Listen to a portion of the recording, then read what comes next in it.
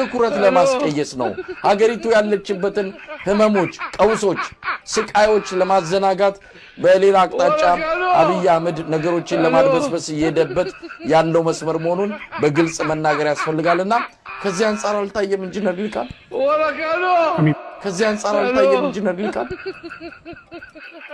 አይ እኔ አሁን ስላልካቸው ጉዳዮች የቲክቶክ አካውንትም ስለሌለ ነገሩንም ስለማላቅ አልተከታተልኩትም አልሐውቀውም እና ዓለም ቀልጧል እኮ ኢንጂነር ይልቃል ቲክቶክም አይደለም በዋና ሜንስትሪም ሚዲያዎች ዋናዎቹ ሚዲያዎች ጭምር ነው አንድ መሰገጥ መደደም ትልቅ ነገር ነው ብሎ የመጣን አንድ ጀብራሬ የሸለመች ሀገር ሆናለች ኢትዮጵያ ሸልማለች ያው ይሄ ጉዳይ ትኩረት እንዲሰጠው ተፈልጓል አሁን ደግሞ እነ ሰራዊት ፍቅሬ ሳይቀሩ ትልልቅ አርቲስቶች የሚባሉ ይሄን ልጅ ይዘው በመላ ኢትዮጵያ ሊዞሩ ነው ምን አደረገ ብትል ምንም አይደለም ድድብናን ያሳወቀው መሰገጥ ማለት ምንም አይናውጥተ የሆነ ነገር ማድረግን ነው ሌላ ምንም አዶናይን ተጠንቀቀን ካልያዝ ነው ቤተሰቦቹ ይሄን ልጅ ዋርን ካላደረጉት የትግራይ ህዝብ አገበል ስነ ስርዓት ያዝረጋበል ካላለው አዶናይ ትግራይን ዋጋ ያስከፍላል አዶናይ ኢትዮጵያን ዋጋ ያስከፍላል አዶናይ ህይወቱን ዋጋ ያስከፍላል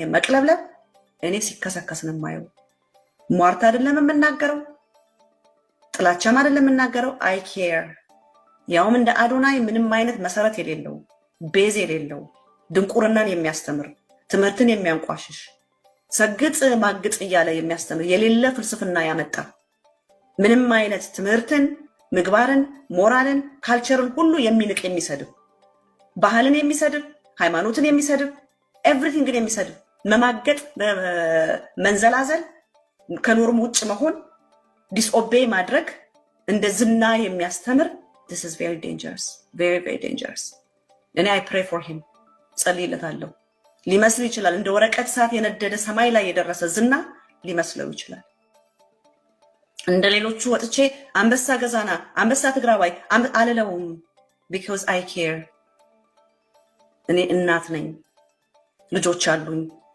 ስለ ሰው ልጆች ይገደኛል እኔ አዶናይ ሲወድቅ እንጂ ሲከብር አላየሁም ያለሁት እየሄደበት ያለው ሩጫ ደግሞ is dangerous very very very dangerous ስለዚህ ማለት የምፈልገው 3.5 ሚሊዮን ተከታይ ያለ ምክንያት አይደለም ይኖረው አሁን ያነሳው ሰግጥ ፈምስ ለእንትን ድድብ ለምናምን ስግጥ ምናምን ሲል ኮት ተደርጎ አይቻለውና ምንድነው ጥፋት ውስጥ ንገረኝ ኮንቴክስት የሚባል ነገር አለ ነገሮችን ደደብን የምታቀው ቃሉን ሌላ ጊዜ ምንም ማያቅ የሆነ የማይገባው ምናምን ብለህ ሊሆን ይችላል ነው ያ የዛ ጊዜ አተርጓጉም ነው ከጄንዚ በፊት የነበሩ ሰዎች የተረዱበት መንገድ ነው አሁን እሱ የሚያወራበት ኮንቴክስት እሱ አይደለም ምንድነው ያለው ጀስት አትስማ ነው ይሉኝታ እንዳደናቀፈ የሰዎች ኮሜንት ትችት ምናምን አትስማ በቃ ለበረከቴ ስግጥ ለምናምን ስግጥ ነው ያለው አትወቃለ አትመራመራ አውቄ ምን ጠቀም አውቄ ተንቀቃን ያርገኝ ኮንቴንት ብሽቀት አለው እንዴት አንደርስታንድ አደረገዋለሁ ለምን መሰለ በተለይ አሁን በእኛ በአገራችን ኮንቴክስት ከሄድን ያወቀ ሰው ነው እንዴት የተጠቀመ እሱ የሚለው ነው ልክ ገብቷል አዝም ብለ ታስመስላለ ምናምን ይሄ ሶሻል ኖርምስ ኤንድ ቫልዩስ ለመጠበቅ በፍጹም አይደለም ብለ ማስመሰል ሌላ ታሪክ አይደለም ያወቀ ሰው አይደለም የተጠቀመው ብለ ቆይ መሬት ላይ እንኳን ያወቀ ሰው አልተጠቀመም ብትለኝ እንኳን ዕውቀትን ግን ቆይ ሐሳቤን ልጨርስ እሺ ጨርስ ኮንቴክስት የሚባል ነገር አለ እሺ ሁለተኛ ፐርሰናል ፐርስፔክቲቭ ነው ይሄ የልጁ ፐርስፔክቲቭ ነው ገብቷል እሱን የሚጋሩት እንግዲህ ቢያንስ 3.5 ሚሊዮን ተከታዮች አሉት አንድ አይነት አስተሳሰብ ነው ማለት ነው አሁን እኛ ላይመቸን ይችላል አንደርስታንድ አደርጋለሁ ዕውቀትን ማንቋሸሽ ምናምን ብዬ አልተረዳሁም እኔ የተረዳሁት ከንግግር ውስጥ ብሽቀት ነው እኔ ቃሉን ብቻ አልነበረም ለማስተዋል የሞከርኩት ቀደም ራሱ አብረን እያየን አልነበረም እኔ እዛ ውስጥ ማየው የልጁን ብሽቀት ነው አዋቂ ሰው ሪስክ ካልኩሌት የሚያደርግ ሰው አያልፍለትም ነው ሐሳቡ እውነት አይደል የመሬት ላይ የምታቆንክ ስነ ምግባር የምትጠብቅ ነገሮችን ግራና ቀኝ ለማየት የምትሞክር ከሆነ ብዙ ነገር ነው ያለፈ የሚሄደው ገብቷል ትምህርት በአግባቡ በስርዓት ተምሮ PhD ድረስ የተማረ ሰው እኮ ለቤት ክራይ የሚከፍለው እንኳን ጥሩ ገንዘብ የማያገኝ ሰው ነው የትምህርት ቫልዩ ዝም ብለህ አየር ላይ ብቻ አይደለም ማየት ያለብህ፣ ህይወትን መቀየር አለበት። ልጁ ንግግር ውስጥ ነው ብሽቀት ነው ማየው። በመማር ህይወት አይቀየርም ነው እያለ ያለው። ገብቷል። ይሄን እኮ በተለያየ አዶናይ ስግጥ ፍምስ ጉዳይ አከራካሪነቱና መነጋገሪያነቱ ከእለት ወደ እለት እየጨመረ መጥቷል። ሁለት ጽንፍን ይዘው ነው ሰዎች እየተከራከሩ የሚገኙት። አንደኛው ጽንፍ አዶናይ ስግጥ ፍምስ በማለት ትውልድ ለትምህርት ያለውን ቦታና ፍላጎት ዝቅ አድርጎ እንዲመለከት እያደረገው ነው። ይህም ነገ ሀገሪቱን በኃላፊነት የሚረከቡ ዶክተሮች፣ ኢንጂነሮች፣ መምህራኖችና ሌሎች የሚያስፈልጉ የተማሩ ኃይሎች እንዲታጡ ያደርጋል። ሀገርን ወደ ቁልቁል የሚያወርድና ኃላፊነት የማይሰማው ትውልድ የሚያፈራ ነው ሲሉ፣ በሌላኛው ጽንፍ ደግሞ ስግጥ ፍምስ ሁሉም ሰው ባለበት በተሰጠው ተሰጦ ሰዎች ምን ይሉኛልን ወይም ደግሞ ይሉንታን ወደ ጎን በመተው እንዲሰሩ የሚያበረታታ አንቂ ምክር ነው የሚሉም አሉ። እናንተስ ምን ትላላችሁ? ስግጥ ፍምስ ሰዎች ቲክቶከር ብቻ እንዲሆኑ ትምህርትን እንዲጠሉ ያሉበትን የሙያ ዘርፍ እንዲተው የሚያበረታታ ነው ወይስ ባሉበት በተሰጣቸው በሚወዱትና እንዲሁም ሊሆኑ በሚፈልጉት ላይ እንዲበረቱ እንዲያተኩሩ የሚያነሳሳ ነው ትላላችሁ? ሐሳባችሁን ኮሜንት ሴክሽን ላይ አስቀምጡ። ሰላም እንዴት ናችሁ? ደህና ናችሁ ወይ? እኔ ዛሬ ምን ሐሳብ አለኝ መሰላችሁ? የእውነቴን ነው የምላችሁ። በጣም የብዙ ሰው ሐሳብ የሆነው ብዙ ሰው የደገፈው ደግሞ ብዙም ሰው ደግሞ የሚቃወመው ሐሳብ ነውና ይመስለኛል ይሄ የአዶናይ ሐሳብ ቤዚክሊ ላይክ ሰግጥ ደድብ የሚለው ነገር እኔ በገባኝና በተረዳሁት አረዳድ ይመስለኛል ላይክ አሁንኛ ድሮ ምናምን ተማሪ ያለን ምናምን አስተዋላችሁ ሰገጤ እንደ ፋራ ምንም የማያውቅ በቃ የሆነ አራዳ ያልሆነ ሰው አድርገን ነበር የምንወስደው። እኔ እንግዲህ ያኔ እንደዛ ነው የሚገባኝ የነበረውና አሁን ላይ ግን አዶናይ አይ ቲንክ ማለት በሐሳቡ እኔ በገባኝ ልክ ሰግጥ ላይክ በቃ ትርጉሙ አሁን ለምሳሌ ትምህርት ቤት ስንሄድ አንዳንድ ወጣቶች ድሮ ያው ትምህርት ቤት ሲኬድ አንዳንዶቹ ፎርፈው አንዳንዶቹ ደግሞ በጣም ወጠረውና ቸክለው ሲያጠኑ ምናምን ኢቭን እነሱ እኮ ፋራ ነው ምንም እኮ አያገባውም በቃ አይገባውም ድድብ ኧረ አንዳንዴ ላሽፈል ምናምን ይባል ነበረ። ይሄንን መቼም ያስተዋለ ሰው የለም ብዬ አላስብም። ኢትዮጵያ የሆነው ለምን ይሄ ፋራ ነው ይሄ ምንም አይገባውም እንዴ እያጠና እየተማረ እንዴ ወጥሮ ቸክሎ ትምህርት ቤት እያለ ሳይፎርፍ እንደነሱ የሆነ በቃ የተቀዳደደ ትልትል ልብስ ሳይለብስ ኮፍያውን እንደዚህ ሳያዘው ምናምን ብቻ ስላላደረገ እንደነሱ የፎረፈ ዛ ፀሐይ ላይና ወይ ደግሞ በአንዳንድ ሱሶች ስላልተጠቃ ያንን አላማውና ታርጌቱን ብቻ እያሳካ በሚሄድ ወጣት አራዳ ነኝ ባዮች ሰገጤ እያሉ ይጠቀሙበት ነበረ። ያ ማለት ያ ልጅ ያ ተማሪ ወጥሮ ስላጠና ላይብረሪ ስለሚሄድ ትምህርቱን ስለማይፎርፍ ወይ ደግሞ ለሱስ ተጠቂ ስላልሆነ ወይ ደግሞ እንደነሱ ሱሩን አንዘላዝሎ ምናምን በቃ እንትን ስላላለ ማለት do you think እሱ ሰገጤ ሆኖ ነው? አይመስለኝም። ምንድነው ባመነበትና በአላማው ጸንቶ ለሚገባው ነገር ሰዓቱን ስፔንድ ስላደረገና ወጥሮ ቸክሎ ትምህርት ቤቱ ስግጥ ብሎ ሰገጤ የሚባሉት እኮ በጣም ቶፕ ተማሪዎችና የማይፎርፉ ሱሪያቸውን እያንዘላዘሉ የማይሄዱ በጣም በቃ ትምህርታቸውን ሳይፎርፉ በቃ ካስተማሪ እኩል ወጥተው እየገቡ የሚማሩ ልጆች ሰገጤ ይባሉ ነበር። አራዳናን በሚሉ ድንጋይ ላይ ቁጭ ብለው ሰፈር ውስጥ ፀሐይ ሲያሞቁ በሚውሉ ልጆች ይባሉ ነበር። ስለዚህ የሆነ ባመንክበት ነገር ጽና በቃ ለምንም ነገር አይሆንም በሚልክ ወይ ደግሞ አይሆንም ይሄ ፋራነት ነው ምናምን የሚሉትን ድምጾች ማሸነፍ በቃ ባመንክበት ነገር መጽናትና ማድረግ ግግም ማለት በቃ ግግም ነው እንጂ አይመስለኝም። ኢቭን አሁን ሰግጥ ፈምስ ሲባል ላይክ ፈምስ ላይክ በቃ ለመፈመስ ብቻም ሳይሆን ለዛ ላንተ አላማ ላመንክበት አላማ መጽናት በቃ በተግባር ማዋል በቃ እነዚህ አይሆንም የሚሉትን ድምጾች አለማዳመጥ ይመስለኛል።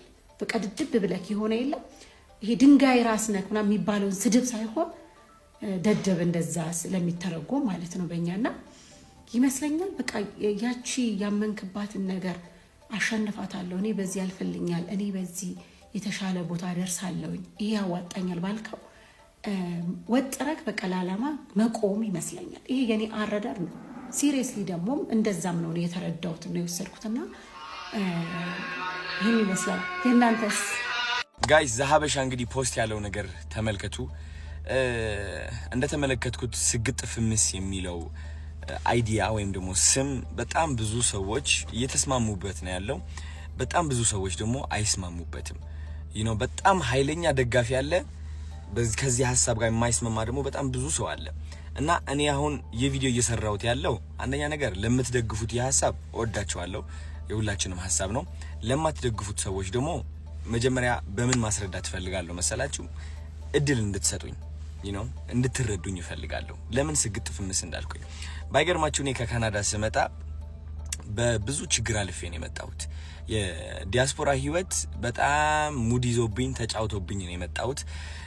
በጣም አይናፋር ነበርኩኝ። ዝቅተኝነት፣ የበታችነት የሚሰማኝ ሰው አስደሳች ነበርኩኝ። ትልቅ ደረጃ መድረስ አላምንም ነበረ የዛኔ ማለት ነው። ወደ ኢትዮጵያ ስመጣ እንግዲህ ከእህቴ ጋር ነው ያረፍኩት which is ምንጣፏ ላይ ማለት ነው። እሷ አልጋዬ ልስጥህ እባክህ እያለችኝ ግን ምንጣፏ ላይ ነው ያረፍኩት። ለ7 ዓመት ሙሉ ካናዳ ኖሬ እንግዲህ አስቡት ተመልሼ ኢትዮጵያ ላይ የእህቴ ምንጣፍ ላይ ስተኛ ይህ ምን ያህል ዳሜጅ እንዳደረሰብኝ ውስጤ ልገልጽላችሁ አልችልም። እና ቁጭ ብዬ ያሰብኩትና እኔ ለምንድነው መሰቃየው? ለምንድነው ህይወቴ ወደምፈልገው አቅጣጫ የማይሄድልኝ? ለምንድነው ምፈራው? ለምንድነው ማፍረው? ለምንድነው ምደበቀው? ለምንድነው ወደ ምፈልግበት ደረጃ በቀጥ ብዬ የማልሄደው የሚል ጥያቄ አይምሮዬ ላይ ሁሌም ጉብ ማለት ጀመረ። ቢካዝ ሁሌም እንዲሳካልኝ ሞክራለሁ፣ እነሳለሁ፣ ግን ወድቃለሁ፣ እፈራለሁ፣ እሸሻለሁ፣ እደበቃለሁ። ገባችሁ አይደል? እና እነዚህ ሁሉ ጥያቄዎች ራሴን ስጠይቅ ያገኘሁት መልስ ምንድነው? አንደኛ ውስጤ ላይ የተቀበረ የበታችነት ስሜት እንዳለ ነው። ውስጤ ላይ የተቀበረ እሺ ባይነት አለ። በቃ ሁሌ መስማማት በምፈልገው በማልፈልገው ነገር ሰውን ለማስደሰት ፍቅር ፍለጋ ራሴን ፍቅር መስጠት አልችልም ነበር። ገባችሁ? ከዛ ደግሞ ምንድነው ፈሪ ነበርኩኝ። የምፈራው ደግሞ ማለት ነው ማንን ነው? የሰው አይን ነው which is እኔ ለራሴ ስቆም ሰው ካየኝ ቢነቅፉኝስ፣ ቢተርቡኝስ፣ አትችልም ቢሉኝስ፣ ያ ውስጤ ላይ የተቀበረው በራስ አለመተማመን ቢያዩብኝስ የሚል ፍርሃትም ነበረ። ከነዚህ ሁሉ ፍርሃቶች ለማለፍ እድሜ ልኬ ሞክሬያለሁ። ካናዳ ያለው ሞክሬያለሁ። እኔ ቢያልሄድኩበት መንገድ የለም። በጣም ብዙ ነገር ሞክሬያለሁ። ግን በመጨረሻ አይ ቲንክ እግዚአብሔር ልቤ ውስጥ ያስቀመጠልኝ ቃል ብትኖር ሰግጥ የሚለው ቃል ነው። እኔ ማርያምን ነው የምላችሁ። ማርያምን ሰገጤ የሚለው ቃል አላቀውም ነበረ። በማርያም ስም እየማልኩኝ ነው ያለሁት። አላቀውም፣ አንብቤው አላቅም፣ ከየት አባቱ እንደመጣ አላቅም። ይሄ ቃል ትርጉሙን ስለማላቀው ነው ደፍሬ የተናገርኩት ብዬ አስባለሁ። ግን ሰገጤ የሚለው ቃል ልቤ ላይ አረፈ። ከዛ ሰግጥ ብዬ ቪዲዮ ለቀቅኩኝ። ይህ ቃል ምን ያህል ኃይል እንዳለው አላወቅኩኝም። ምን ያህል ሰዎች እንደሚቀሰቅስና እንደሚያነቃቃ አላወቅኩኝም። ግን እቺ ቃል ምን አረገችኝ መሰላችሁ? የውስጤ ፍርሃት ሸፈነችው፣ አሸነፈችው። የውስጤ በራስ አለመተማመን አሸነፈችው። እቺ ቃል ምንድነች? ከየት ነው የመጣችው? ማን ነው የሰጠኝ? ለካ ሰገጤ ማለት አይ ቲንክ ፋራ ነው መሰለኝ። ገባችሁ? የዛኔ ነው ሆኜ እያሰብኩት ያለው ሰገጤ ማለት ፋራ ማለት ነው። ከዛ ይህ ቃል በመጠቀሜ ምክንያት በጣም ብዙ ሰዎች አዲስ የሆነ ብሬክ ትሩ ይባላል፣ አዲስ የሆነ አስተሳሰብ መገንባት እየጀመሩ እንደሆነ ተመለከትኩኝ። which is አይናፋር የነበረው ደፋር መሆን ጀመረ። ፈሪ የነበረው አለመፍራት ጀመረ። ባይ ዘ ወይ አለመፍራት ስላችሁ ለዓላማ መቆም ነው። አንዳንድ ሰዎች ለዓላማቸው መቆም አይችሉም። የሚፈሩት ተረባን ነው። ባይ ዘ ወይ ኦኬ፣ የሚፈሩት ተረባን ነው። ኦኬ፣ እሱ ነገር እቺ ቃል ይህ ሁሉ ነገር እየቀየረ እንደሆነ ታዘብኩ። ከዛ እነዚህ ሁሉ ሰዎች ሲቀየሩ ሳይ እኔም ለራሱ ማስተንተን ጀመርኩኝ። ይህ ሰግጥ የሚለው ነገር ምንድነው? ምን ያህል ኃይል ቢኖረው ነው የሰው አይምሮ እንደዚህ እየቀየረ ያለው? ለካስ እንደ አንድ ኢትዮጵያ በጣም የሚያጠቃን ነገር ምንድነው? ዩሊንታ ነው። ዩሊንታ በጣም ያጠቃናል። ጎረቤቴ ምን ይለኛል የሚለው አስተሳሰብ በጣም ያጠቃናል። እድሜ ልካችን ሰነፍ እንደሆን ከተነገርን ወይም ደግሞ አይናፋር እኮ ነው ልጄ እንትን እኮ ነው እየተባልን አድገን እዚህ ደረጃ ደርሰን ያ ማንነት ተቀርጾ ያድጋል። አይናፋር ነኝ፣ እኔ በራሴ አልተማመንም፣ ያን ያህል ቆንጆ አይደለሁም የሚለው ማንነት ተቀርጾ ያድግና እዚህ እድሜ ላይ ስንደርስ ተደምድሞ እውነታችን ሆኖ እናገኘዋለን። አንፈልገውም እኮ ገባችሁ? ከዚህ ማንነት የምንወጣበት መንገድ ምንድነው? መሰገጥ ነው። በመሰገጥ ነው፣ በመስራት ነው። መሰገጥ ስላችሁ እያወቀው እያለ እድሜ ልክህ እኮ ፈሪ እንደሆንክ ታውቀዋለህ። እድሜ ልክህ አይናፋር እንደሆንክ ታውቀዋለህ። እድሜ ልክህ ቆንጆ አይደለሁኝም ብለህ አስበህ የኖርክ ሰው እንደሆንክ ታውቀዋለህ እኮ። ግን ለነዚህ መጥፎ ሐሳቦች ትሰግጥባቸዋለህ። በቃ አትሰማቸውም ነው በቃ ገባችሁ? አትሰማቸውም በቃ ድድብ ትልባቸዋለህ። which is ወደ ሁለተኛ ቃላት ልመጣ ነው። በጣም ብዙ ሰው ያናደደው ብዬ ማስበው ለምንድነው ህዝቡን ደድብ የምትለው? ደድቦ ይዝ ምንድነው የሚያደርገው? ደድብ ያልኩት እኔ ዝም ብላችሁ የጅል ስራ ስሩ እያልኩኝ አይደለም። የምትደድበው በእነዛ መጥፎ ድምጾች ነው። መደደብ ማለት አለመስማት አይደለ? ደደብ ማለት ተቆርኩሞ ተነግሮ ማይሰማ አይደለ እንዴ? አዎ እነዛ ሐሳቦች ናቸው እኛ እየኮረኮሙ ወደ ማንፈልገው ህይወት የሚመሩ፣ ወደ እፍረት፣ ወደ ቁጭት፣ ወደ ስቃይ፣ ወደ ብቸኝነት፣ ወደ የበታችነት ስሜት የሚመሩን እነዛ መጥፎ ሐሳቦች ናቸው። ከነዛ መጥፎ ሐሳቦች የምንወጣው ደግሞ ከደደብንባቸው ነው። አልሰማህም ካልናቸው ነው። ቆንጆ አይደለህም ይላል። ኖ ቆንጆ ነኝ። አይናፋር ነኝ ይላል። ኖ አይደለሁም እኔ ደፋር ነኝ።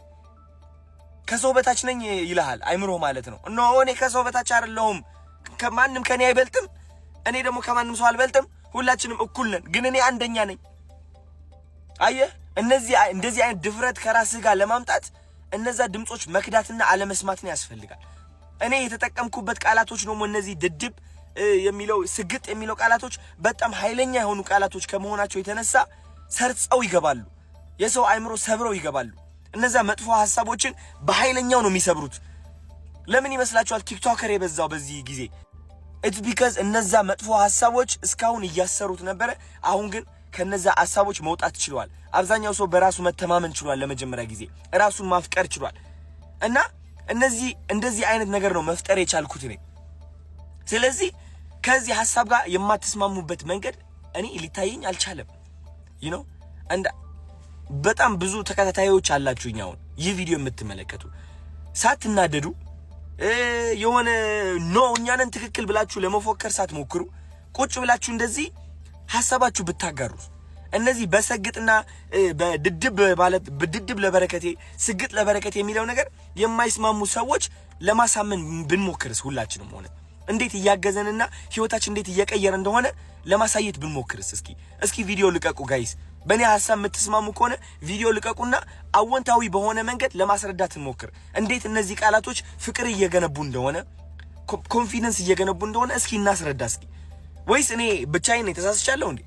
ገባችሁ? አብረን እስኪ እናስተምርና እናሳይ። ስፔሻሊ የተማራችሁ ሰዎች፣ ዶክተር የሆናችሁ ሳይንቲስቶች፣ ትልቅ ደረጃ ያላችሁ ማለት ነው። እውነቴን ነው የምላችሁ። በዚህ ሐሳብ የምትስማሙ ከሆነ እባካችሁ ወደፊት ውጡና ተናገሩ።